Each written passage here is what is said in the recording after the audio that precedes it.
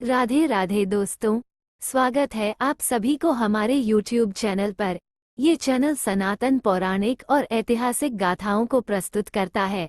हमारा उद्देश्य है सनातन पौराणिक कहानियों को सनातन प्रेमियों तक पहुंचाना। हमारे इस प्रयास को सफल करने के लिए आप सभी का प्यार और साथ आवश्यक है। चैनल को लाइक और सब्सक्राइब कीजिए।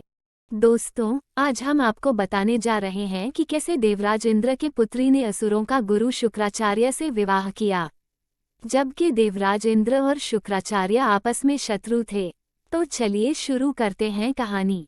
देवताओं और असुर के बीच युद्ध आदिकाल से चलता आ रहा है। जबकि देवताओं और असुरों एक ही पिता के पुत्र हैं, तो वहीं देवताओं और राक्षसों के बीच कुछ और भी संबंध बने। इन्हीं संबंधों में से एक सबसे महत्वपूर्ण प्रसंग है गुरु शुक्राचार्य और देवराज इंद्र की पुत्री के विवाह का संबंध। एक बार दैत्यराज कालनेमी और देवताओं में युद्ध शुरू हो गया। इस भीषण महासंग्राम में असुरों और देवताओं के बीच भयंकर युद्ध हुआ। इसमें असुर पराजित होने लगे, तब उन्होंने अपने गुरु शुक्राचार्य से सहायता मांगी। तब शुक्राचार्य ने भगवान शिव के पास संजीवनी मंत्र लेने के लिए चले गए। जब इंद्र को इस बात की खबर हुई, तब वो शंकर जी से मिलने पहुंच गए। दोनों जब वहां पहुंचे, तब उस समय भगवान शिव साधना में लीन थे। तब इंद्र ने उनके सिराहने बैठकर प्रतीक्षा करने के बारे में सोचा और शुक्राचार्य ने शिव शंभू के चरणों के पास बैठ गए।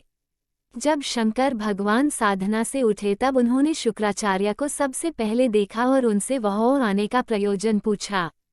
तब इंद्र ने बीच में बात काटते हुए कहा, महादेव, पहले मैं यहाँ आया हूँ। तब भगवान शंकर को ज्ञात हुआ कि देवराज इंद्र भी यही है, लेकिन उन्होंने कहा, देवराज, मेरी दृष्टि सबसे पहले शुक्राचार्य पर पड़ी है, इसलिए पहले शुक्राचार्य को बात कहने का मौका मिलेगा। शुक्राचार्य ने तुरंत भगवान शंकर से संजीवनी मंत्र का वरदान मांग लिया। तब इंद्र ने कहा, इसीलिए मैं भी यहाँ आया हूँ। भगवान शंकर ने तब कहा, यह मंत्र उसी को मिलेगा जो मेरी एक कठिन परीक्षा में पास होगा। शिव शंकर ने कहा, जो 1 साल तक पीपल के पेड़ से लटककर सिर्फ पत्तियों के धुएं को पीकर मेरी आराधना पूर्ण कर लेगा, उसे ही ये संजीवनी मंत्र मिलेगी। शुक्राचार्य ने परीक्षा स्वीकार कर लिया, जबकि इंद्र वहां से चले गए। शुक्राचार्य ने अपनी माता के आशीर्वाद लेकर तपस्या शुरू कर दिया। कई दिन और महीने बीत गए। इधर शुक्राचार्य की तपस्या पूर्ण होने वाली थी। तब देवराज इंद्र की पुत्री जयंती ने अपने पिता के कहने पर शुक्राचार्य की तपस्या भंग करने के लिए वो पाताल लोक आई। उन्होंने छुपकर उस पत्तियों में लाल मिर्च मिला दिया, लेकिन शुक्राचार्य ने अपनी तपस्या नहीं छोड़ी।